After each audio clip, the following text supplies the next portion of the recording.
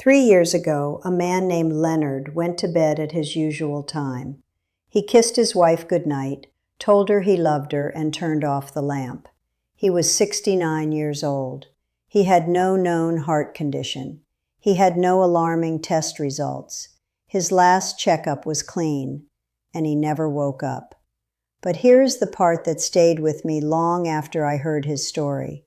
His wife described his routine that evening in detail.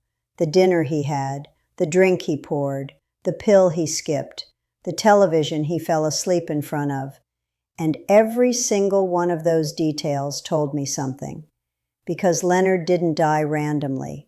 He died from a sequence of small choices that his heart could no longer absorb. And the tragedy is that he had no idea any of them were dangerous. I'm Dr. Hayes Anderson, and after 22 years in senior health, I've seen firsthand what happens when the quiet dangers of nighttime habits are left unaddressed and uncorrected for too long. Today I'm going to show you 7 things that people do every single night without giving them a second thought. Things that silently push the heart toward its breaking point during the hours when you are most vulnerable and least aware. I'm going to walk through all 7, starting with the one that seems the most harmless and building to the most dangerous one of all. And I need to warn you about number 2 right now, because it is not what most people expect. But before we get to the list, let me explain something that rarely gets discussed clearly enough. And I want you to understand this because it changes how you'll see everything that follows.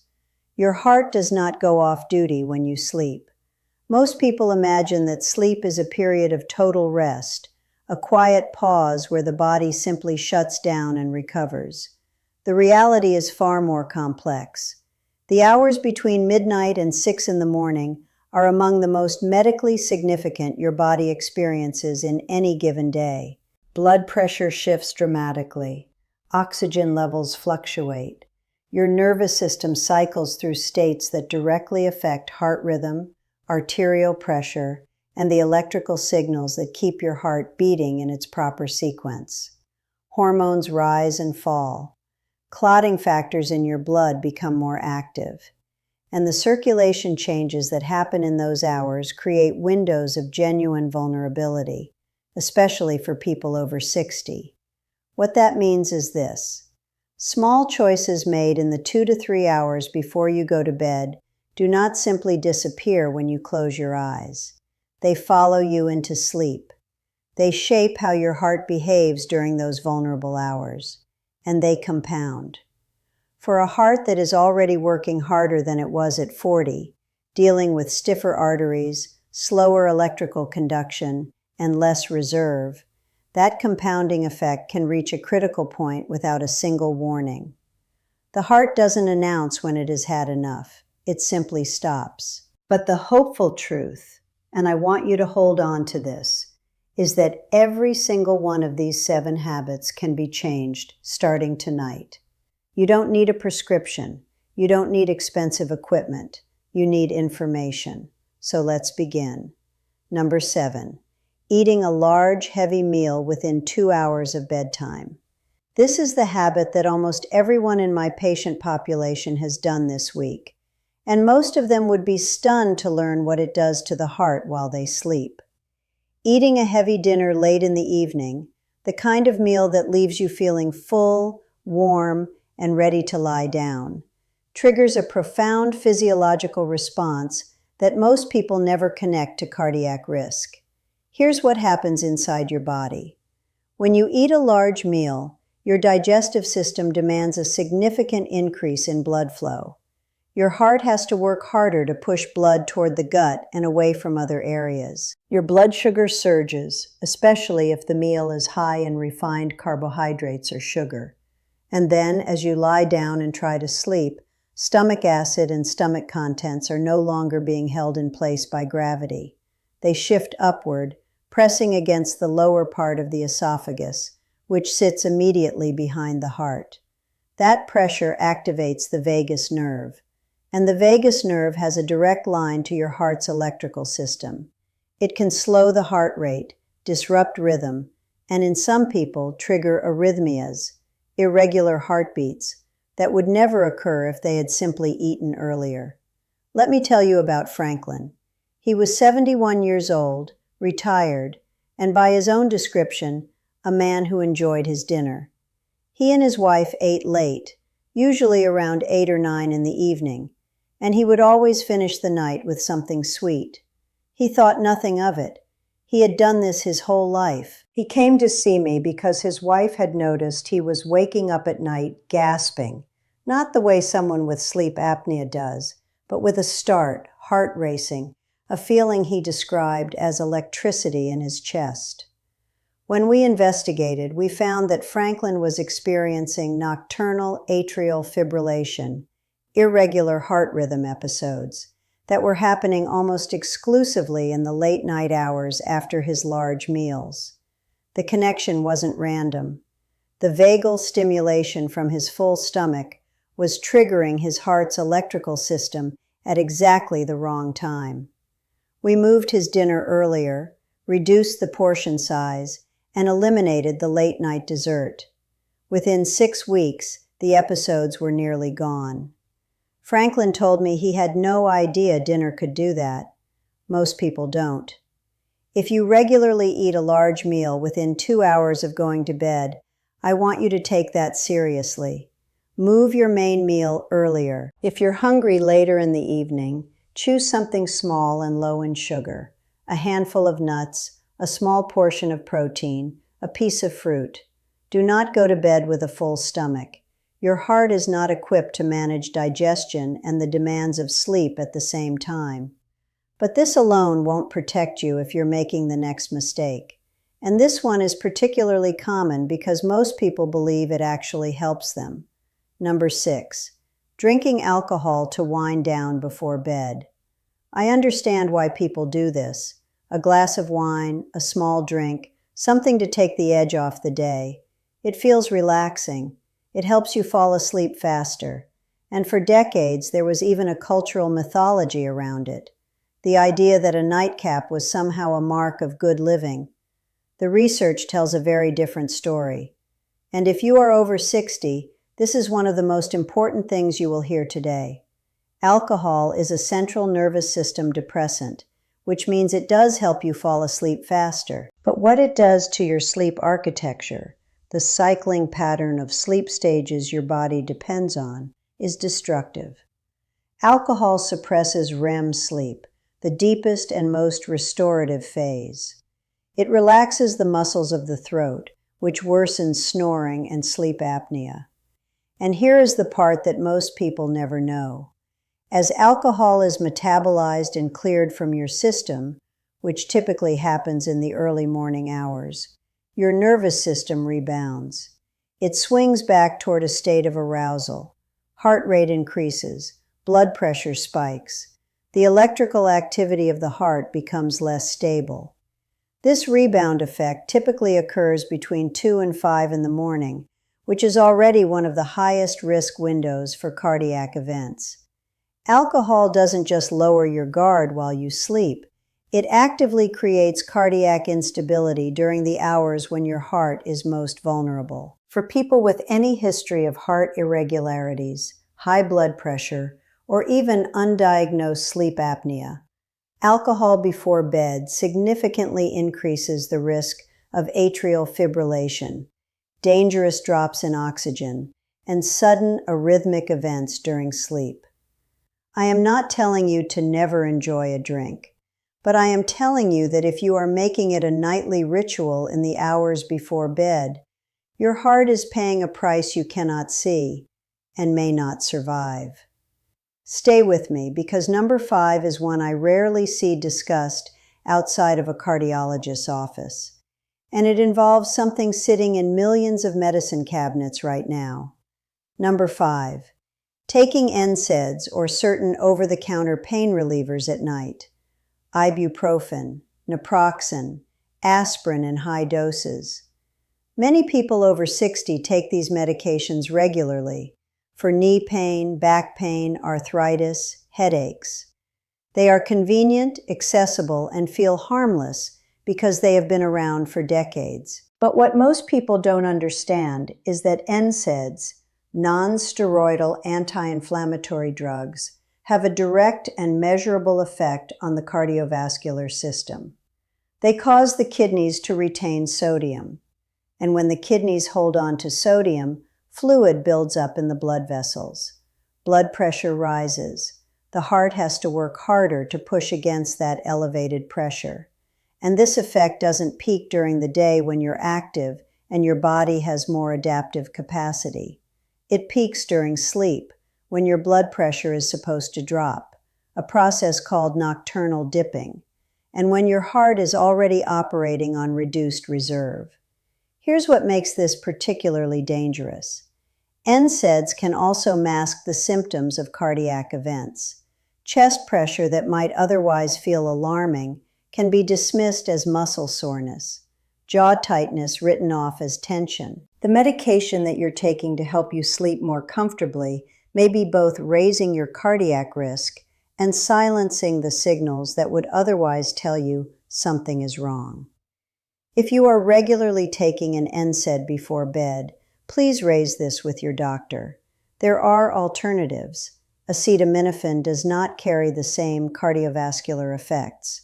Topical pain relief options exist, and for many types of chronic pain, there are anti-inflammatory approaches, dietary, lifestyle-based, that carry none of these risks. Your pain management should not come at the cost of your heart's safety during the night. But here's where the risk starts to compound. Because number 4 works hand in hand with what I just described, and most people have no idea it's happening. Number 4, eating a high-sodium dinner. Salt is the single most underestimated cardiovascular threat in the evening hours. And I'm not talking about people who pour salt on everything. I'm talking about the hidden sodium in processed foods, canned soups, restaurant meals, packaged sauces, and bread that millions of people consume every day without giving it a second thought. When you eat a high-sodium meal in the evening, your kidneys work to filter and balance that sodium load overnight. But they cannot always complete that process before sleep, and the result is fluid retention, your body holding on to water to dilute the excess salt. That extra fluid increases blood volume. Increased blood volume means the heart has to push harder with every beat, and blood pressure rises during the hours it is supposed to fall. Let me tell you about Carol. She was 68 years old, a retired teacher, and she had been told for years that her blood pressure was difficult to control. She was on 2 medications and still running numbers in the 150s on her morning readings. Her physician had tried multiple adjustments. Nothing was consistently working. When I reviewed her daily routine with her, I asked specifically about her dinners. She regularly ate canned soups, packaged frozen meals, and restaurant takeout, all extremely high in sodium. She was consuming well over 3,000 milligrams of sodium in the evening hours alone. We made one targeted change. She shifted to fresh, low-sodium foods in the evening while keeping everything else the same. Within 3 weeks, her morning blood pressure had dropped by more than 20 points. Not because of a new medication, because her heart was no longer fighting a sodium flood while she slept. If your blood pressure medication isn't working as well as you'd like, look at your dinner. Look at what you're eating in the 3 hours before bed. The sodium content of a single restaurant meal or a can of soup can undermine everything your medication is trying to do. Now stay with me because we are getting into the top 3, and the next one surprises almost everyone who hears it. Number 3, sleeping in an overheated room. This is something that seems like nothing. A little warmth, a heavy blanket, a thermostat set a few degrees higher because you feel cold at night. Most people don't connect the temperature of their bedroom to their cardiac health in any way. But the science here is significant, especially for people over 60. When your body temperature rises during sleep, whether from a warm room, too many blankets, or elevated ambient temperature, your cardiovascular system has to respond. Blood vessels near the skin dilate to radiate heat. Heart rate increases slightly to compensate for the shift in blood distribution. Your body loses fluid more rapidly through perspiration, and the same dehydration mechanisms that increase blood thickness during the night, which we know elevate clotting risk, are accelerated when you sleep in a warm environment. For a heart that is already managing elevated blood pressure, arterial stiffness, or subtle electrical dysfunction, this added thermal load is not trivial. Research consistently shows that the ideal sleeping temperature for cardiovascular health sits between 60 and 67 degrees Fahrenheit. This range supports the natural drop in core body temperature that signals the brain to enter deep sleep, allows the heart to slow and recover properly, and reduces the physiological burden on the circulatory system during the night. If you are regularly sleeping in a room warmer than 70 degrees, or bundled under heavy blankets in a warm room, your heart is working overtime during hours it is supposed to rest. A small adjustment to the thermostat, or choosing lighter bedding, is one of the simplest cardiac protections available to you tonight. And now we come to the two most dangerous habits on this list. Number 2 is the one that costs more lives than most people realize, and it involves something your doctor may have already prescribed. Number 2, mistiming or skipping your blood pressure medication. This is the silent killer inside the silent killer. Millions of seniors take blood pressure medication faithfully every day, and yet many of them still experience dangerous cardiac events during sleep. Not because the medication isn't working, but because of when they are taking it. Here is the physiology you need to understand. In the early morning hours, roughly between 3 and 7 in the morning, the body releases a surge of cortisol and other stress hormones as part of its natural wake-up process. This cortisol surge causes blood pressure to rise sharply. It's called the morning surge, and in healthy individuals, it is a normal and manageable phenomenon. But in people with hypertension whose medication has worn off by early morning, particularly those who take their medication only in the morning and have no evening coverage, that blood pressure surge can reach dangerous levels. This is when heart attacks and strokes are statistically most likely to occur. Not at 2 in the afternoon, not at dinner, in those pre-dawn hours when you are asleep and completely unaware. If you are taking blood pressure medication once a day in the morning, and your home readings before taking your morning dose are consistently high, there is a real possibility that your medication is wearing off before it needs to protect you most. This is worth a specific conversation with your doctor, not a general, "my blood pressure is a little high" conversation, but a targeted discussion about the timing and duration of your medication and whether your overnight coverage is adequate. Let me tell you about Eugene. He was 74 years old, a veteran, and he had been on blood pressure medication for over a decade. He took it every morning at 7 o'clock, as instructed. He exercised regularly. He watched his diet.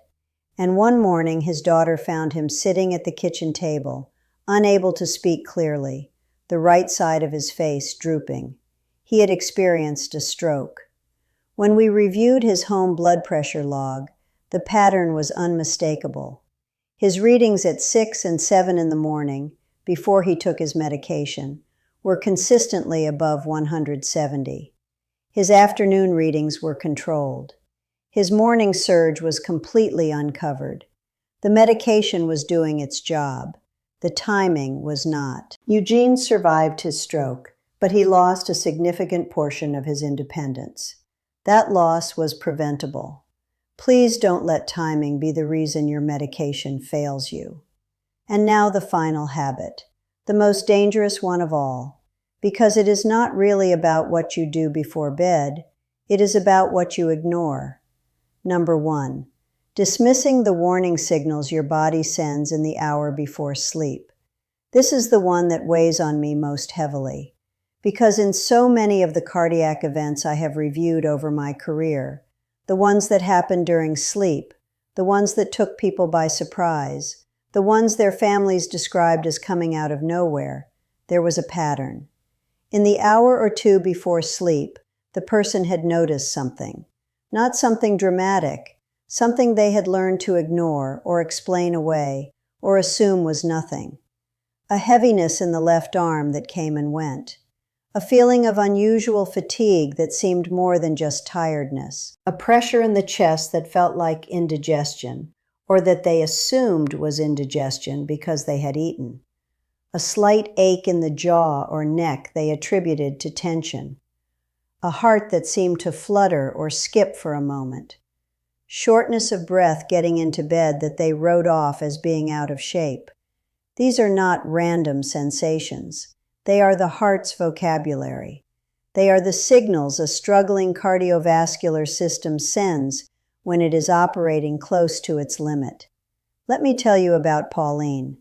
She was 79 years old, and she had called her daughter around 9 o'clock on a Tuesday evening. She mentioned she wasn't feeling quite right, a little tired, a pressure behind her breastbone that she thought was probably that soup she'd had at dinner. Her daughter asked if she should come over. Pauline said no. It was late. She'd be fine in the morning. She went to bed at 10. By 4 in the morning, the pressure had become severe. Her husband called emergency services. Pauline survived. But she survived because she finally said something, even if it was 12 hours later than she should have. What she told me afterward is something I want you to carry with you. She said, "I knew something was off. I've known my body for 79 years. I knew. But I talked myself out of it." That is the most dangerous thing a person with an aging heart can do. Talk themselves out of it. We have been trained to minimize our symptoms, to not be a bother, to assume that what we feel is probably nothing because it probably has been nothing before. But the heart does not always offer second chances, and the signals it sends before a major event, subtle, easy to dismiss, completely ignorable in the moment, are often the only warning you will get. I am not telling you to go to the emergency room every time you feel tired at night. I am telling you to take the signals seriously. If something feels off before bed, pressure, heaviness, unusual fatigue, a flutter, a jaw ache, shortness of breath you cannot explain, do not go to sleep and hope it passes. Tell someone. Call a family member. Call your doctor's after-hours line. Call emergency services if the feeling is significant.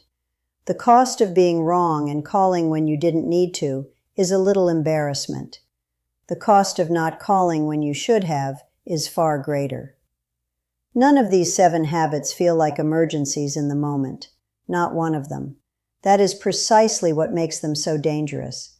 They feel like dinner. They feel like a relaxing drink. They feel like a familiar ache. They feel like getting older. But the heart has no tolerance for being underestimated night after night, year after year. And when it reaches its limit, it reaches it quietly, in the dark, while the people who love you are asleep in the next room. I want you to feel empowered right now, not frightened, because everything I've told you today is actionable. You have real control over every single one of these habits. So let's make this practical, starting tonight. Finish your last large meal at least 2 to 3 hours before you plan to sleep, and keep late evening eating small and low in sugar. If you use alcohol to unwind, move it earlier in the evening and consider alternatives. Chamomile tea, a brief walk, a few minutes of slow breathing.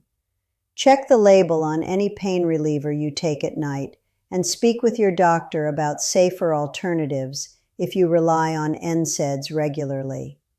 Look at the sodium content of your dinner and make one swap toward fresher, lower sodium food this week. Lower your bedroom temperature or reduce your layers. Your heart will thank you.